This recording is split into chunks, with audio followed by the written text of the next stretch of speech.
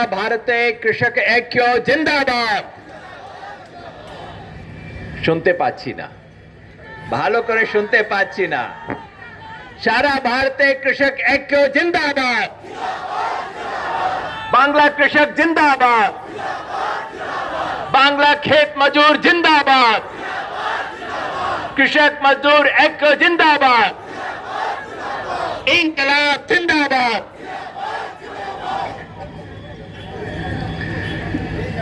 सभापति मंडली, मंचे उपस्थित कृषक आंदोलনের নেতৃত্বগণ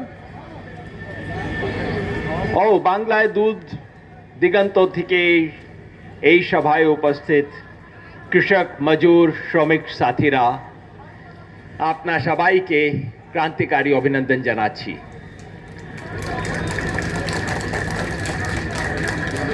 আমি ভালো করে বাংলা বলতে পারছি না, কিন্তু বুঝতে পারছি। একটু চেষ্টা করব, মিশিয়ে কথা বলবো বাংলার হিন্দি। কিছু ভুল হয় আপনি ক্ষমা করে দিন। আজ সকালে দিল্লি থেকে এসেছি। অনেক শীত ছিল, ভীষণ শীত, কিন্তু আমাকে ঠান্ডা লাগছে না। बहुत सर्दी थी, लेकिन मुझे ठंड महसूस नहीं हो रही थी, क्योंकि दिल्ली में चारों तरफ क्रांति की अग्नि जल रही है। उत्तर में सिंघू बॉर्डर, पश्चिम में टिकरी बॉर्डर, पूर्व में गाजीपुर बॉर्डर, पलवल बॉर्डर और दक्षिण में शाहजहांपुर बॉर्डर। चारों तरफ दिल्ली में लाखों किसान बैठे हैं, अपनी ट्रैक्टर ट्रॉली लेके टेंट में बैठे हैं, भयंकर शीत में बैठे हैं, संकल्प से बैठे हैं। और आज दिल्ली के लोग अपना संडे मनाने के लिए कुतुब मीनार देखने नहीं जाते हैं, इंडिया गेट नहीं जाते हैं। वो कहते हैं अपने बच्चों के साथ, चलो आज सिंघू बॉर्डर होके आते हैं। এটা শুধু আন্দোলন নয়, মিছিল নয়, শুধু ধর্ণা নয়, এটা মেলা হচ্ছে। मेला है, कुंभ है, सब आनंद कर रहे हैं। किसान संकल्प के साथ बैठे हुए हैं कि अब ये लड़ाई जीत के ही जाएंगे, नहीं तो हम यहां से उठेंगे नहीं। मोदी जी ने सोचा था 2 दिन, 3 दिन, 4 दिन और कितना बैठेंगे, चले जाएंगे, थक के चले जाएंगे। अब 2 मास होने को आ गया है। 26 जनवरी को 2 मास पूरा हो जाएगा और किसान कहते हैं अगर जरूरत हुई तो 2 वर्ष बैठने को हम तैयार हैं, जाएंगे नहीं यहां से। 10 দিন আগের কথা বলছি আমি। অনেক বৃষ্টি হলো যেখানে আমি থাকি, ওকে শাহजहांपुर बॉर्डर दिल्ली दक्षिण दिके अनेक बृष्टि हलो, खूब बारिश हुआ, हमारे टेंट में पानी भीग गया, हमार तोषक लेप सब ভিজে গেছে। সকালে আমরা সাথী কাছে বসেছিলাম। मैंने कहा सॉरी, व्यवस्था नहीं हो पाई, आपका तोषक भीग गया, आपका लेप भीग गया। আমার সাথী রাজস্থান থেকে বলছে না না খুব ভালো হয়েছে। আমি বুঝলাম কি ভালো হয় ভাই, তুমি তো এত শীতের মধ্যে ভিজে গেলে কি ভালো হলো। ও বললেন যে আগামী 10 দিন জন্য এখন কৃষককে কেউ চিন্তা নয়। বৃষ্টি হয়েছে, আমার খেতে পর্যাপ্ত যথেষ্ট জল হয়েছে। अब সবাই কিষান এখানে কৃষক বন্ধু এখানে আসেন, ওনারকে কেউ চিন্তা হবে না। अगले 10 दिन की अब कोई चिंता नहीं है। अब सब किसान आंदोलन में आएंगे। बहुत अच्छा हुआ, मैं भीग गया तो कोई बात नहीं, मुझे ठंडी लग गई कोई बात नहीं, आंदोलन को फायदा हुआ है। ये भावना लेके दिल्ली में आज संघर्ष हो रहा है। संघर्ष क्यों हो रहा है? ये बात मुझसे पहले मेरे साथियों ने बताई। कॉमरेड अशोक धावले ने एक एक आइन के बारे में आपको बताया, लेकिन एक बात मैं साफ कर देता हूं, दिल्ली के आंदोलन के बारे में सरकार पहले कहती थी ये सिर्फ पंजाब का आंदोलन है, जैसे अंग्रेज कहते थे जब बंगाल के क्रांतिकारी भारत की स्वाधीनता के लिए संघर्ष कर रहे थे, खुदीराम बोस, नेताजी सुभाष चंद्र बोस, अंग्रेज क्या कहते थे, ये सिर्फ बंगाली हैं, ये लड़ रहे हैं, बाकी इंडिया को कोई प्रॉब्लम नहीं है। आज मोदी सरकार कहती है ये सिर्फ पंजाब वाले हैं, बाकी इंडिया को कोई प्रॉब्लम नहीं है। लेकिन सुभाष चंद्र बोस सिर्फ बंगाल की आजादी के लिए नहीं लड़ रहे थे, भारत मां की स्वाधीनता के लिए लड़ रहे थे। इसी तरह पंजाब का किसान सिर्फ पंजाब के लिए संघर्ष नहीं कर रहा, पूरे भारत के कृषक के लिए, भारत के किसान की स्वाधीनता के लिए, उसके भविष्य के लिए संघर्ष कर रहा है। और आज जब मैं यहां से जाऊंगा, मुझे पता लगा 9 तारीख से आपने यहां धर्मतला में पक्का धरना दिया हुआ है। आपने महिला किसान दिवस को महिला संसद की तरह से मनाया। आज मैं जाके जब दिल्ली जाके बताऊंगा तो कहूंगा ये सिर्फ पंजाब का आंदोलन नहीं है, सिर्फ पंजाब और हरियाणा का आंदोलन नहीं है, सिर्फ उत्तर भारत का आंदोलन नहीं है, ये समस्त भारत के किसान का आंदोलन है। ये मैं बंगाल में देख के आया हूं।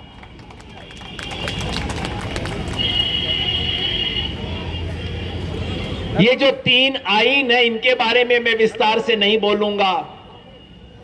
कॉमरेड साहब ने अच्छा बताया, मुझसे पहले तमाम साथी बता चुके हैं। मैं तो बहुत साधारण सी बात कहूंगा।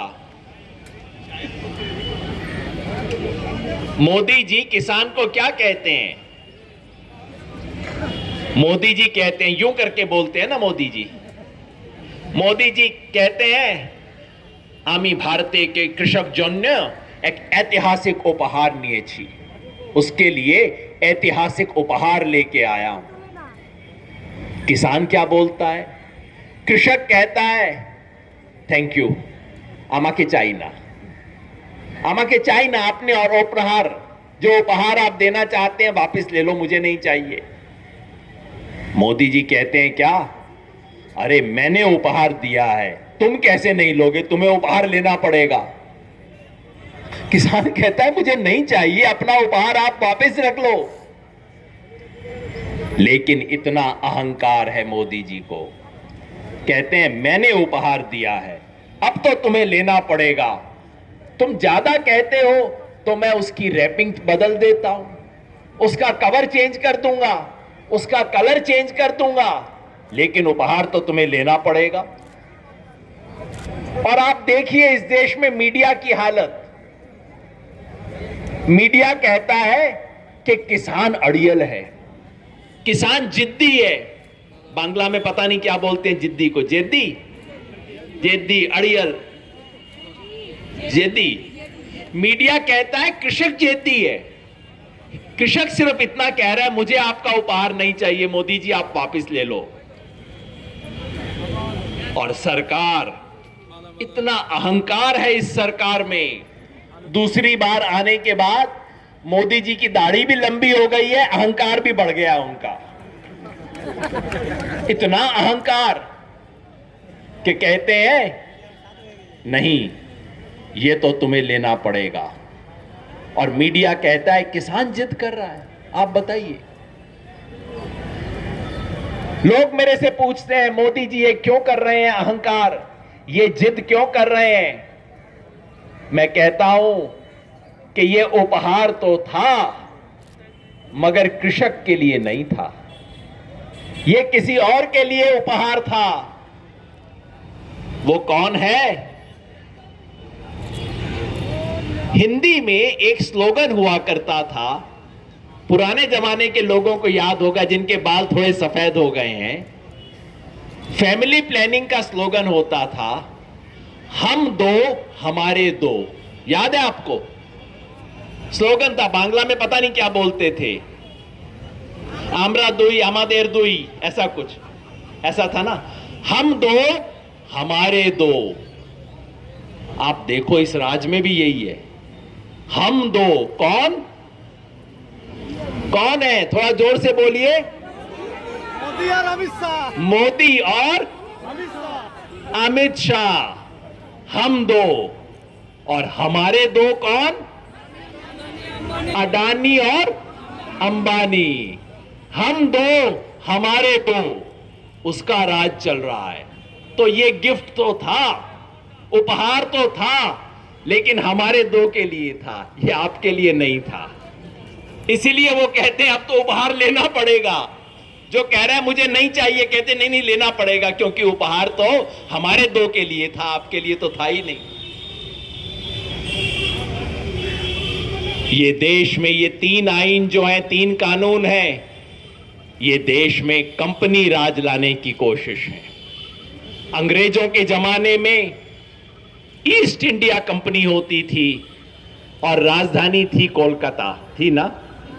ईस्ट इंडिया कंपनी राजधानी कोलकाता, এখন কি হচ্ছে वेस्ट इंडिया कंपनी। এটা वेस्ट इंडिया कंपनी হচ্ছে, राजधानी হচ্ছে अहमदाबाद। उसके लिए किया जा रहा है ये, देश की खेती किसानी में कंपनी राज लाने की कोशिश की जा रही है। और किसान कह रहा है ये कंपनी राज मुझे मंजूर नहीं है, मेरी जैसी खेती है मैं करूंगा, लेकिन कंपनी का राज मुझे मंजूर नहीं है। इसलिए विरोध किसान कर रहा है, सब तरफ किसान विरोध कर रहा है। हमारे साथी ने बताया कितना कुछ बंद करने जा रहे हैं मोदी जी। बड़ा नेता, एक जमाने में देश के बड़े बड़े नेता कौन थे? जो बंद रास्तों को खोल देते थे। लेकिन हमारे मोदी जी को खुली हुई चीजों को बंद करने का शौक है। पहले नोटबंदी, बैठे बैठाए रात को, याद है ना, 8 बजे आके रात 12 बजे से नोटबंदी, कहा था करप्शन खत्म हो जाएगा, ब्लैक मनी खत्म हो जाएगी, सब कुछ अच्छा हो जाएगा। कुछ हुआ? आप बताइए, नोटबंदी से करप्शन और ब्लैक मनी खत्म हो गई क्या? थोड़ा हाथ हिला के बता दीजिए, हुई कि नहीं हुई? नहीं हुई। फिर उसके बाद देश में महामारी हुई, कोरोना, कोविड, मोदी जी ने देशबंदी कर दी। लॉकडाउन का क्या मतलब है? देशबंदी। सारी दुनिया में सबसे स्ट्रांग बंदी हमारे यहां, और फिर भी लाखों लोग परेशान। और अब मोदी जी किसान की बंदी कर रहे हैं। ये किसान की घेराबंदी की कोशिश हो रही है। अगर ये 3 आइन पास हो गए, कानून आगे लागू हो गए, पास तो हो गए, लागू हो रहे हैं, अगर ये कानून नहीं हटे तो किसान की मंडी बंद हो जाएगी। तो किसान को सरकारी रेट पे जहां भी खरीद होती है वो भी बंद, राशन की दुकान बंद, कॉन्ट्रैक्ट में किसान की किस्मत बंद, जमाखोरी और ब्लैक मार्केटिंग के ऊपर नियंत्रण जो था वो भी बंद, सस्ती बिजली, फ्री बिजली जो किसान को मिलती थी, कुछ जगहों पे कम रेट पे बिजली मिलती थी, वो भी बंद। और दिल्ली के आसपास का किसान तो धान की पराली जलाने के ऊपर जेल में बंद। तो बड़े नेता खुली चीजों, बंद चीजों को खोलते हैं, हमारे मोदी जी खुली चीजों को बंद कर रहे हैं। इसलिए किसान ने तय किया है, किसान ने क्या तय किया है? किसान ने अपनी मुट्ठी अब बंद कर ली है। किसान कहता है मोदी जी को कि मोदी जी आप क्या बंद करके दिखाओगे, बंद तो मैं करके दिखाता हूं। किसान ने, इस देश के तमाम किसानों ने अपनी मुट्ठी बंद कर ली है। और जैसा हमारे साथी ने कहा था, मैं भी समझता हूं, हम सबको मोदी जी को थैंक यू बोलना चाहिए। कि आपने इस देश के बिखरे हुए किसानों को एक कर दिया। आज पूरे देश का किसान इस संघर्ष में, संग्राम में एक हो गया है और मोदी जी की चारों तरफ, दिल्ली के चारों तरफ आके बैठ गया है। सब कोशिश इन्होंने करके देख ली। इन्होंने किसानों को तोड़ने की कोशिश की, लेकिन संयुक्त किसान मोर्चा के बैनर में 400 किसान संगठन जो एक साथ आए थे, 400 से ज्यादा हैं, more than 400 organisations came together. उनमें से एक भी नहीं टूटा है अब तक, एक भी नहीं छोड़ के गया है, सब आज भी एक साथ खड़े हैं। तो इन्होंने तोड़ने की कोशिश की, थकाने की कोशिश की, बहकाने की कोशिश की, मीडिया में झूठी खबर चलाने की कोशिश की, कुछ भी कामयाब नहीं हुआ है। लेकिन सरकार का दिल अभी भी नहीं पिघला है। हिंदी में कहते हैं कि 50 दिन में, इतने दिन के अंदर तो किसानों की जो अवस्था है वो देख के पत्थर भी पिघल जाए, पत्थर भी हो वो पिघल जाएगा ऐसी स्थिति को देख के। लेकिन मोदी जी को फर्क नहीं पड़ता, मोदी जी पे असर नहीं पड़ता। इसलिए आज किसान ने एक अल्टीमेटम दिया है। अल्टीमेटम कौन सा है? 26 जनवरी का गणतंत्र दिवस का अल्टीमेटम किसान ने दिया है कि मोदी जी, या तो 26 जनवरी से पहले हमारी मांग मान लो, नहीं तो लाखों किसान दिल्ली में आके गणतंत्र दिवस परेड करेंगे। हजारों नहीं, लाखों आएंगे। चारों तरफ से, पंजाब से आज से कुछ किसान चल दिए हैं कि हम परेड में पीछे ना रह जाएं, हमारा ट्रैक्टर परेड में आगे होना चाहिए। मैं हरियाणा में था, हरियाणा में जाके मैंने बोला कि प्रत्येक कृषक परिवार से कम एक मेंबर आना चाहिए।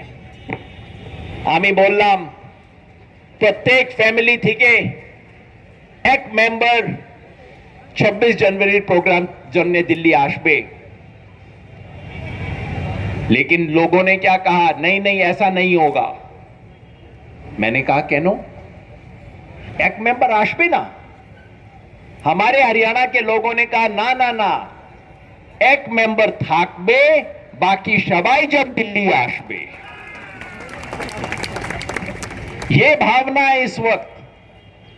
हरियाणा से, पंजाब से लोग ऑलरेडी चल चुके हैं 26 जनवरी ट्रैक्टर मार्च के लिए।